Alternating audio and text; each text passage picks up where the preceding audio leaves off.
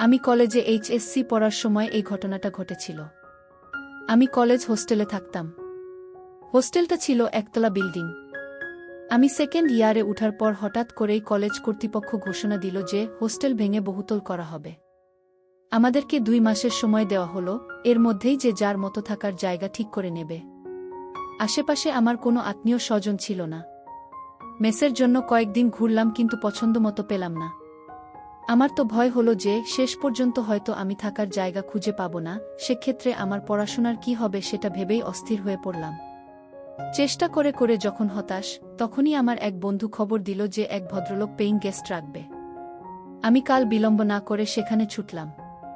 College থেকে মাইলখানেক দূরে গ্রাম্য পরিবেশে পাকা বাড়ি। বাড়িওয়ালা ভদ্রলোক খুবই অমায়িক, উনি একজন অবসরপ্রাপ্ত সহকারী জজ। বুড়ো বুড়ি ছাড়া বাড়িতে আর কেউ থাকে না।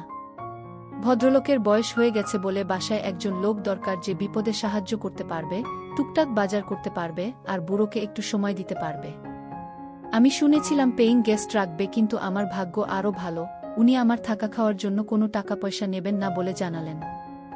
ভদ্রলোকও আমাকে পছন্দ করলেন। আমি আর দেরি না করে পরদিনই ব্যাগপত্র নিয়ে হাজির হলাম। বাড়ির কাছেই একটা বিশাল খেলার মাঠ ছিল। বিকেলবেলা এলাকার প্রচুর ছেলে মেয়ে সেই মাঠে খেলাধুলা করত। আর সকালবেলা যুবক থেকে বুড়োরা আসত ব্যায়াম করতে। আমার অভ্যাস ছিল প্রতিদিন ভোরে উঠে দৌড়ানো। যারা আসত প্রায় সবাই সবাইয়ের পরিচিত হয়ে উঠেছিলাম। হঠাৎ একদিন একজন নতুন অতিথিকে দৌড়াতে দেখলাম। ভদ্রলোক সহজেই আমার দৃষ্টি আকর্ষণ করল। কারণ উনি দারুণ হ্যান্ডসাম, পেটানো শরীর, বেশ লম্বা আর দেখেই বোঝা যায় শরীরে তাকত আছে। আমি একবার উনাকে পানি করার সময় হাত তুলে সালাম দিলাম, উনিও জবাব দিলেন এবং হাসলেন। সবচেয়ে উল্লেখযোগ্য হল উনি বারবার পিছন ফিরে আমাকে দেখছিলেন। ভদ্রলোক শ্যামলা, কালোই বলা চলে, গোঁফ আছে, তবে দেখেই বোঝা যায় লোকটা খুব মিশুক প্রকৃতির। সেদিনই বিকেলবেলা আমি মাঠের একপাশে বসে খেলা দেখছিলাম। এমন সময় সেই ভদ্রলোককে দেখলাম, তবে একা নয়, সাথে 8-9 বছরের একটা বাচ্চা মেয়ে খেলনা হাতে তার সাথে হাঁটছে। হঠাৎ করেই বাতাসে খেলনাটা ছুটে মাঠের মধ্যে উড়ে গেল। আমি দৌড়ে গিয়ে খেলনাটা এনে মেয়েটার হাতে দিলাম। ভদ্রলোক খুব খুশি হয়ে বললেন, thanks brother, many many thanks, আমি আপনাকে সকালে মাঠে দেখেছি, রাইট? আমি মুখে জবাব না দিয়ে মাথা ঝাঁকালাম। উনি হাত বাড়িয়ে দিয়ে হ্যান্ডশেক করে বললেন, আমি মেজর সুবীর, আর্মিতে আছি, আর এ আমার মেয়ে মল্লিকা। আসুন না আমার বাসায়, জমিয়ে আড্ডা দেয়া যাবে। বেশি দূরে নয়, এই তো কাছেই। আমি কথা দিলাম যে অবশ্যই যাব। উনি বাসার লোকেশন বলে দিলেন, এখান থেকে উত্তর দিকে 8টা বাড়ি পরেই একটা মুদি দোকান আছে, রহমান স্টোর্স, সেটার পিছনেই তাদের বাড়ি, আমার নেমপ্লেট দেয়া আছে গিউ। আমি চিনলাম বাসাটা, একটা একতলা বাড়ি। যাব ভেবেছিলাম, কিন্তু পরে ভুলে গেলাম। 2 দিন পর ভোরে সুবীর সাহেবের সাথে আবার দেখা, তখন আর উনি আমাকে ছাড়লেন না, একেবারে সাথে করে বাসায় নিয়ে গেলেন। বাড়িটা উনার নয়, ওটা উনার শ্বশুর বাড়ি। উনার বউয়ের সাথে পরিচয় করিয়ে দিলেন। আমি সুবীর সাহেবের বউকে দেখে খুব অবাক হলাম। উনার সাথে মানায় না, শুধু বয়সে নয়, রূপেও রাত আর দিন পার্থক্য। উনার বয়স 50-এর কাছাকাছি, কিন্তু উনার বউয়ের বয়স 30-এর উপরে হবে না। মহিলার নাম রেনু, আমি তাকে রেনু আপা বলে ডাকতাম, কারণ ভাইবোন সম্পর্কের মধ্যে কেউ খারাপ কিছু খোঁজে না। রেনু আপা অপরূপ সুন্দরী, যে কোনো পুরুষের হার্টবিট বাড়িয়ে দেওয়ার মতো যথেষ্ট উপাদান তার আছে। রেনু আপা বেশি লম্বা নয়, 5 ফুট মতো হবে। মালা ওদের একমাত্র মেয়ে, ক্লাস 2-তে পড়ছে। নাদুস নুদুস নরম তুলতুলে সে, তবে গায়ের রং ওর বাবার মতোই কালো আর উচ্চতায় মায়ের মতো খাটো। তবে ঝকঝকে সাদা দাঁতের হাসিটা দারুণ, সেই সাথে ওর চেহারাটাও বেশ মিষ্টি। সুবীর সাহেব এতদিন মিশনে ছিলেন বলে রেনু আপা মালাকে নিয়ে বাপের বাড়িতেই আছেন। ওদের আন্তরিকতা আমাকে মুগ্ধ করল। একদিনের পরিচয়ে এই অনাত্মীয় শহরে মনে হলো এরা আমার কতকালের চেনা আত্মীয়। আমি বেশ খানিকক্ষণ গল্প করলাম, নাস্তা না করিয়ে ছাড়ল না। আমার ক্লাস ছিল, সেই জন্য তাড়াতাড়ি চলে আসতে হলো। তবে সুবীর সাহেব আমাকে দিয়ে প্রতিজ্ঞা করিয়ে নিলেন যে সম্ভব হলে প্রতিদিন একবার যেন উনাদের সাথে দেখা করি। আমারও ভালো লেগে গেল, বিশেষ করে মেয়েদের আমার সবসময় ভালো লাগে। রেনু আপার মতো সুন্দরী আর মিশুক হলে তো কথাই নেই। সেদিনের পর থেকে রেনু আপার বাসায় যাওয়া আমার প্রতিদিনের ডিউটি হয়ে গেল, বিশেষ করে টিভি সিরিয়াল দেখার জন্য। তাছাড়া ভিসিআর আছে, মাঝে মাঝে হিন্দি ছবিও দেখা হয়। ছুটি শেষে সুবীর সাহেব তার কর্মস্থলে ফিরে গেলেন। তবে আমার যাতায়াত বন্ধ হল না। সাধারণত আমি রাত 9টার দিকে যেতাম টিভিতে নাটক দেখার জন্য। মালা ইতিমধ্যেই আমার সাংঘাতিক ভক্ত হয়ে গেছে। আমি গেলে আমাকে ছেড়ে নড়তেই চায় না। আর সাংঘাতিক গা ঘেঁষা স্বভাব মেয়েটার। যতক্ষণ থাকব আমার কোলে বসে থাকবে, না হলে পিঠে চাড়বে। আমি বেল বাজাতেই ছুটে এসে মালাই দরজা খুলে দেয়। আমি ঘরে ঢুকে সোফায় বসার সাথে সাথে আমার কাছে বসে গলা ধরে। আমিও ওকে কাছে টেনে ধরি। মালা শুধু খিলখিল করে হাসে। রেনু আপা মাঝে মাঝে আমাকে বিরক্ত না করার জন্য মালাকে বকা দেয়, কিন্তু আমি আপাকে ওকে বকতে মানা করি।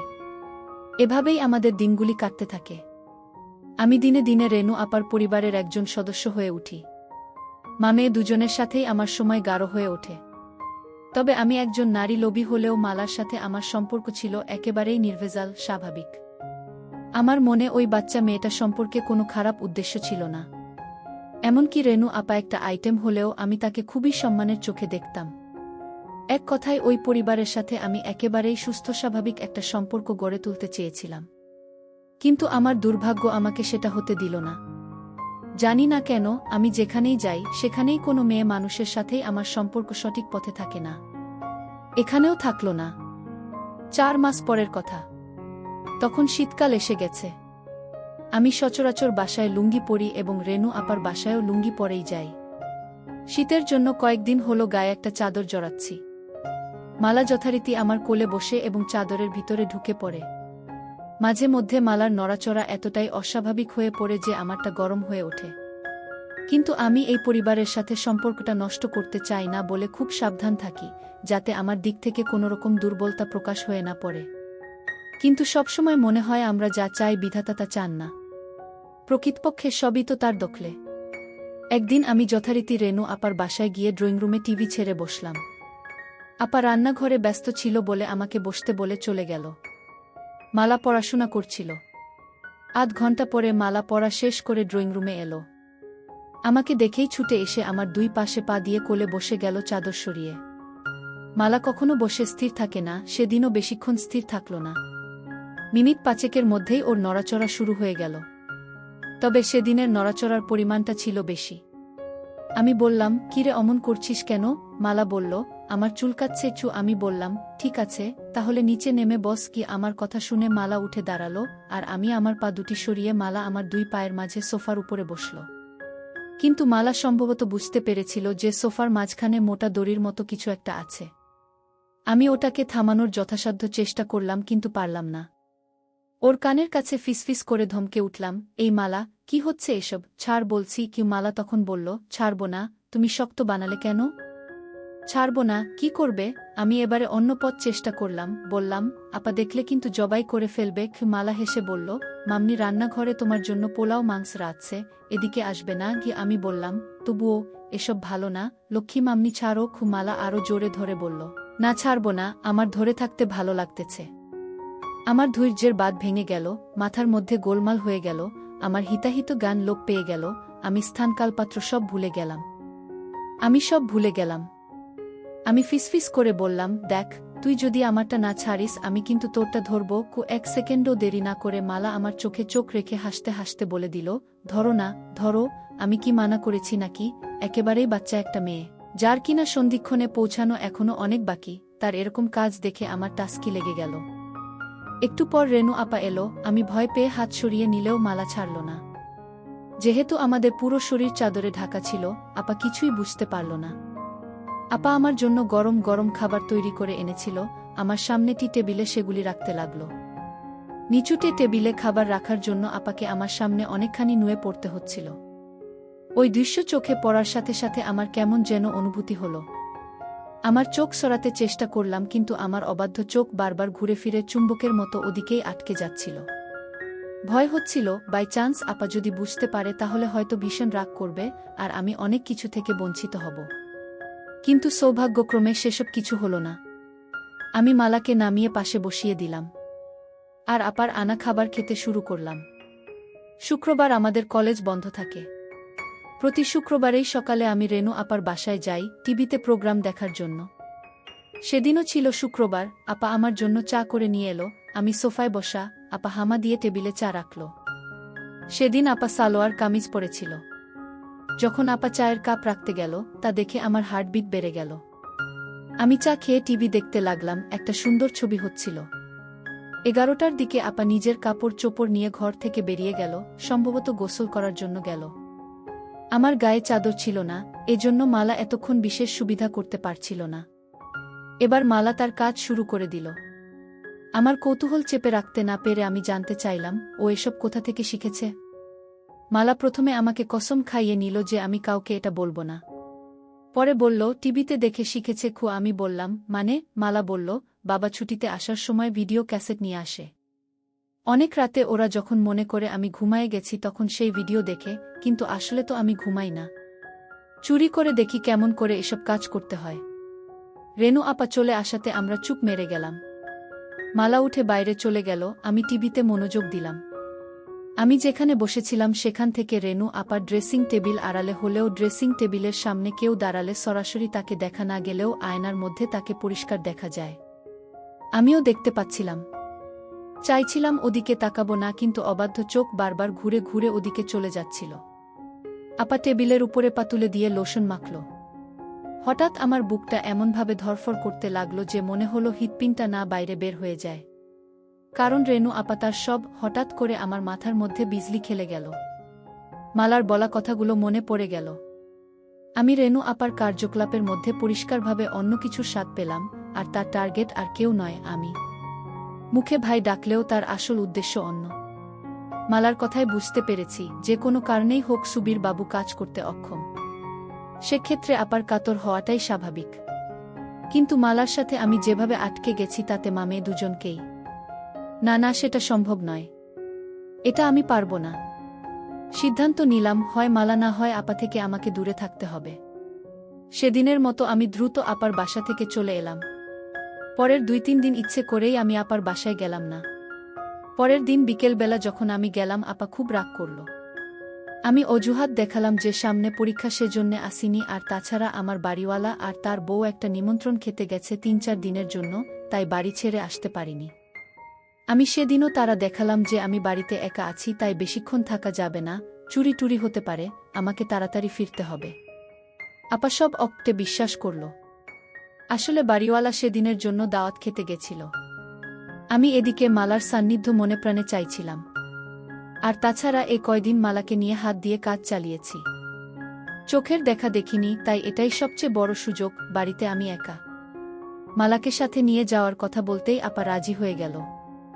মালাও বোধ হয় এটাই চাইছিল, সেও খুশি মনে আমার সাথে চলে এলো।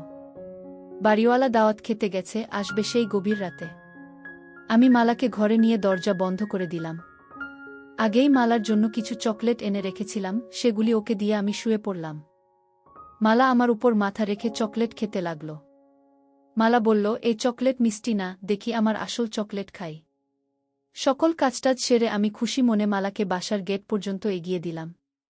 যাওয়ার পথে মালাকে বললাম যে আমি পরীক্ষার পড়া নিয়ে কয়েকদিন ব্যস্ত থাকব, তাই ওদের বাসায় যেতে পারব না।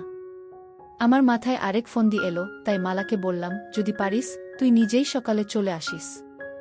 সত্যি আমি 3-4 দিন না যাওয়াতে এক ভোরে মালা এসে হাজির। আমি ওকে নিয়ে বাড়ির পিছনের সবজি খেতে গিয়ে বসলাম।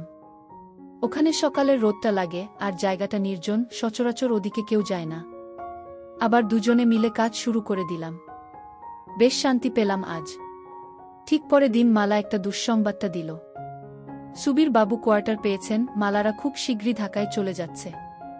মালা খবর দিল যে রেনু আপা আমাকে দেখা করতে বলেছে। আমি দ্রুত রেনু আপার সাথে দেখা করলাম। আপা আমাকে তার স্বামীর লেখা চিঠি পড়তে দিল। সুবীর বাবু আসতে পারবেন না, তাই আমাকে অনুরোধ করেছেন মালা আর আপাকে ঢাকার গাড়িতে উঠিয়ে দেওয়ার জন্য। রেনু আপার সকল প্রস্তুতি আগে থেকেই নেওয়া ছিল। আমাকে পরের দিনের টিকিট আনতে বলল। আমি পরের দিনের ট্রেনেই আপা আর মালাকে তুলে দিলাম। আমার কেন যেন মনে হলো আপা আমার উপর রাগ করেই তাড়াহুড়ো করে চলে গেল। অনার্স করার পরে পারিবারিক জটিলতার কারণে আমার আর গতানুগতিক লেখাপড়া করা সম্ভব হচ্ছিল না। তাই বিদেশ যাবার উদ্দেশ্যে কর্মমুখী শিক্ষা নেয়ার জন্য ঢাকার একটা বড় নামকরা শিক্ষায়তনে ভর্তি হলাম। এক বন্ধুর সাথে মেসে থাকতাম। ঢাকায় আসার পর থেকেই রেনু আপা আর মালার সাথে দেখা করার এক অদম্য আগ্রহ থাকলেও ইনস্টিটিউটের কঠিন নিয়মকানুনের জন্য হয়ে ওঠেনি। কারণ সকাল 7টা থেকে দুপুর 2টা পর্যন্ত ক্লাস করতে হতো, তারপরে মেসে ফিরে পরের দিনের হোমওয়ার্ক করতে হতো, সপ্তাহে শুধু শুক্রবারে ছুটি থাকত। বেশি ছুটি পেলেই বাড়িতে যেতে হতো টাকার জন্য, এসব কারণে আর হয়ে ওঠেনি। সবচেয়ে বড় সমস্যা হলো, রেনু আপাদেরকে তো খুঁজে বের করতে হবে, আমি সুবীর বাবুর ঠিকানা জানি না। আর সে কাজের জন্য যথেষ্ট সময় দরকার, যেটা আমি কোনোভাবেই ম্যানেজ করতে পারছিলাম না। হঠাৎ করেই ইনস্টিটিউট 2 সপ্তাহের জন্য বন্ধ হয়ে গেল। আমি বাড়ি যাওয়া বাদ দিয়ে মালাদের খুঁজে বের করার জন্য মনস্থির করলাম। মনটা বড়ই আওলা লাগতেছিল। আমি ছুটির কথা বন্ধুকে বললাম, কিন্তু বাড়ি যাব না সেটা বললাম না। পরের দিন বন্ধু কাজে বেরিয়ে যাওয়ার সময় শুধু জানালাম, আমি হয়তো বাড়ি চলে যেতে পারি। প্রথমেই গেলাম ঢাকা সেনানিবাস অফিসার্স কোয়ার্টার্স এলাকায়। ঢুকতেই গার্ডদের বসার রুম, সেখানে জিজ্ঞেস করে জানতে পারলাম সুবীর বাবু অনেক আগে কোয়ার্টারে থাকতেন। পরে তিনি মিশনে বিদেশ চলে যান। বিদেশ থেকে ফিরে ঢাকায় বাড়ি কিনেছেন, উনার পরিবার সেই বাড়িতেই থাকে। কিন্তু তারা সেই বাসার ঠিকানা দিতে পারল না, তবে আমাকে আর্মি হেডকোয়ার্টারে খোঁজ নেবার পরামর্শ দিল। আমি সোজা হেডকোয়ার্টারে গিয়ে খোঁজ নিলাম। সুবীর বাবুর প্রমোশন হয়ে এখন তিনি লেফটেন্যান্ট কর্নেল, বাসার ঠিকানা পাওয়া গেল। আমি কোনো দ্বিধা না করে সোজা চলে গেলাম মিরপুরের সেই বাসায়। সহজেই পাওয়া গেল, নম্বর মিলিয়ে 6তলা বিল্ডিং এর সামনে যেতেই বসবাসকারীদের নেমপ্লেট চোখে পড়ল, সেখানে সুবীর বাবুর নামও আছে। আসলে সুবীর বাবু বাড়ি নয়, ফ্ল্যাট কিনেছেন। নামের পাশেই ফ্ল্যাটের নাম্বার দেয়া। 4 তলায় সুবীর বাবুর ফ্ল্যাট। 4 তলায় গিয়ে সুবীর বাবুর নাম লেখা দরজার বেল চাপতেই ভিতর থেকে আওয়াজ পেলাম, কে? জবাব না দিয়ে দাঁড়িয়ে রইলাম। কিছুক্ষণ পর দরজা খুলে গেল। মালাকে চিনতে একটু কষ্টই হলো, রাস্তায় দেখলে চিনতে পারতাম না। চেহারার আদলটা আছে, আর সব কিছু পাল্টে গেছে। বেশ লম্বা আর একটু মোটা হয়েছে মালা। আমাকে দেখেই চোখ কপালে তুলে একটা চিৎকার দিল, ও মাম্মি দেখো কে আসছে। রেনু আপা ছুটে এলো, আমাকে দেখেই কাছে টেনে নিল। বাসায় ঢোকার পর একটু অভিমান, একটু রাগ, কেন আসিনি, কেন খবর রাখিনি, এইসব চলল অনেকক্ষণ ধরে। বিকেলে সুবীর বাবু ফিরেও এক চোট বকা দিলেন। কিন্তু আদরের সীমা নেই, যেন জামাই আদর। আপা আমাকে কি কি রান্না করে খাওয়াবে সেটা নিয়ে ব্যস্ত হয়ে গেল। বিকেলবেলা আপা আর্মিদের বউদের নাকি একটা ক্লাব আছে, সেখানে চলে গেল। পরে মালা আমাকে বলল, আপা ফিরবে সন্ধ্যার পর। আপা গেলেও সুবীর বাবু বাসায় রইলেন। সেদিন আর মালাকে একা পেলামই না। তবে চোখে চোখে আমাদের অনেক কথা হয়ে গেল। এভাবে একটা দিন গেল। এতদিন পরে এলেও মালার মাঝে আমার জন্য ব্যাকুলতা দেখে ভালো লাগলো, যাক শেষ পর্যন্ত এত কষ্ট করে খুঁজে বের করা সার্থক হবে বলে মনে হচ্ছে। সৌভাগ্য কাকে বলে। পরদিন সকালে অফিসে যাবার ঘণ্টাখানেক পর বাসায় ফিরে সুবীর বাবু ঘোষণা দিলেন উনাকে এক্ষুনি বান্দরবান ছুটতে হবে, ওখানে কি যেন একটা ঝামেলা হয়েছে। আধা ঘন্টার মধ্যে নিচে গাড়ি এসে হর্ন দিল, উনি চলে গেলেন। যাবার আগে আমাকে অনুরোধ করে বলে গেলেন আমি যেন উনি না ফেরা পর্যন্ত না যাই। মনে মনে বললাম, আমিও তো সেটাই চাই। মালা সকালে স্কুলে গেছে, আসবে 2টার দিকে। বাসায় আমি আর রেনু আপা একা, আপা রান্নাঘরে ব্যস্ত রান্না নিয়ে। রান্না শেষে আপা আমাকে গোসল করে নিতে বলল। আমি গোসল থেকে বের হলে আপা গেল গোসল করতে। এ ফ্ল্যাটে গেস্ট রুম আছে, কাজেই আপা বেডরুমে আর আমি গেস্ট রুমে। টেবিলে খাবার দেবার সময় খেয়াল করলাম, আপার লোভী চোখ আমাকে কেবল দেখছে আর দেখছে, যেন গিলে খাবে। খাওয়া শেষ করে আপা আমাকে বলল, তোর সাথে আমার কিছু কথা আছে। আমি ব্যস্ততার ভান করে বললাম, আপা আছি তো বেশ কিছুদিন, পরে শুনব। আমি বুঝতে পেরেছিলাম আপা আমাকে কি বলতে চায়। আপা বলল, আচ্ছা ঠিক আছে, তুই রেস্ট নে, আমি একটু বেরুব, একটু পরেই মালা চলে আসবে। আমি গেস্ট রুমে ফিরে এলাম। আপা সেজেগুজে যাওয়ার সময় আমার সাথে দেখা করে দরজা লাগাতে বলল। আপাকে কেমন যেন বিষণ্ণ লাগছিল। 2টার পরই কলিং বেল বাজল। দরজা খুলে দিতেই মালার হাসি মুখ দেখতে পেলাম, খুশিতে চমকাচ্ছে। ঘরে ঢুকেই বলল, বাবা আসেনি, ওর বাবার বান্দরবান যাওয়ার কথা ওকে জানালাম। শুনে আরও বেশি খুশি হলো, আমাকে নিয়ে নাচতে লাগলো আর গান গাইতে লাগলো। মালা বেশ লম্বা হয়েছে। মনে হলো মাঝের এই 6টি বছর মালার কাছে 6টি দিনের মতো। মালা সেই আগের মতোই আছে, একটুও বদলায়নি। আমাকে চকাস চকাস করে অনেকগুলি পাপ্পা দিয়ে বলল, মামা ওয়েট করো, আমি আসছি। মালা দৌড়ে ওর রুমে চলে গেল, স্কুল ড্রেস ছেড়ে স্কার্ট আর টি শার্ট পরে এলো। এসেই ঘোষণা দিল, মামা চলো আজ একসাথে গোসল করব। আমি অবাক হয়ে বললাম, বলিস কি? মালা বলল, হ্যাঁ, এটা আমার অনেক দিনের স্বপ্ন। তোমাকে নিয়ে আরও কত যে স্বপ্ন আমার এই ছোট্ট বুকের মধ্যে গেঁথে রেখেছি সেটা তুমি কিভাবে বুঝবে? এতগুলি বছর পরে তুমি এলে, আর আমি তোমাকে প্রতিটা দিন মিস করেছি। মালা কাঁদতে লাগল, চোখের পানি মুক্ত বিন্দুর মতো ঝরে পড়ছিল। একটু স্থির হয়ে আবার আমাকে তাড়া দিল, কই চলো, বললাম না একসাথে গোসল করব। আমি বললাম, কিন্তু আমি তো গোসল করে নিয়েছি। মালা বলল, তাতে কি? আমি বললাম, তুই সত্যিই একটু বদলাসনি, কেবল বড়ই হয়েছিস। মালা হাসল, বলল, বড় তো হয়েছি তোমার জন্য। তখন যা যা পারোনি, এখন সব উসুল করে নাও, তোমাকে সব উজাড় করে দেব, এটা আমার অনেক দিনের আশা। মালাকে বললাম, একটা সত্যি কথা বলবি? তুই কি এখনো ইনটেক? মালা বড় বড় চোখ করে আমার দিকে তাকিয়ে বলল, মামা, তুমি তোমার মালাকে চেনো না? তুমি ছাড়া এই দুনিয়ায় আর কে আছে যে আমাকে আনবক্স করবে? আমি তো তোমার জন্যই সব জমিয়ে রেখেছি। আমাদের প্রথম প্রথম একটু কষ্ট হলেও আস্তে আস্তে মজা চলে এলো। মালাও দারুণভাবে এনজয় করতে লাগল। সন্ধ্যার পর রেনু আপা এলে আমরা বসে বসে অনেক গল্প করলাম। রেনু আপা আমার দিকে কি রকম করে যেন চোখে তাকাচ্ছিল। রাতে আমি শুয়ে পড়ার পরে আগের রাতে সুবীর বাবু আমার মশারি টাঙিয়ে দিয়েছিল। সেদিন রাতে সুবীর বাবু না থাকাতে আপাকে দেখলাম মশারি হাতে আমার বিছানার কাছে আসতে। আমি ঘুমের ভান করে মটকা মেরে পড়ে রইলাম। আপা প্রথমে লাইট অফ করে ডিম লাইট জ্বালালো। তারপর আমার পাশে খাটের উপর বসল। কতক্ষণ বসে আপা কি যেন ভাবল, তারপর উঠে মশারি টাঙিয়ে দিয়ে চলে গেল। সেদিন রাতেও আপা আমার পাশে বিছানায় অনেকক্ষণ বসে রইল। আমি জানতাম আপা কি চায়, কিন্তু ও যে মালার মা। আমি যদি মালাকে বিয়ে করতাম, তাহলে রেনু আপা আমার শাশুড়ি হতো। আমি কিছু বলতেও পারছিলাম না আপা কষ্ট পাবে বলে, আবার মেনে নিতেও কষ্ট হচ্ছিল। আপাকে আমি অন্য চোখে দেখতাম, মনে মনে খুব শ্রদ্ধা করতাম। মাথার মধ্যে আমার চিন্তার ঝড় বয়ে যাচ্ছে, একটা দ্বন্দ্ব চলছিল। শেষ পর্যন্ত সিদ্ধান্ত নিলাম, না, এমন কাজ করা যাবে না। কারণ ও যে মালার মা, ওকে যে আমি বড় শ্রদ্ধার চোখে দেখি। তাই আপা যখন কাছে চলে এলো, আমি বললাম, ছি আপা, এ কি করছা? আপা যেন পাগল হয়ে গেল। আমাকে ধরে বলল, প্লিজ আমাকে একটু সুখ দে, আমি আর থাকতে পারছি না, আমি তিলে তিলে শেষ হয়ে যাচ্ছি। লক্ষ্মী ভাই আমার, আমাকে বঞ্চিত করিস না। সেই প্রথম তুই যখন আমাদের বাসায় আসলি, তখন থেকেই তোর জন্য পাগল হয়ে আছি। বন্ধুরা, ভিডিওটি অনেক বড় হয়ে যাওয়ার কারণে গল্পের বাকি অংশ অন্য কোনো ভিডিওতে দেওয়া হবে। সবাই সাথেই থাকো।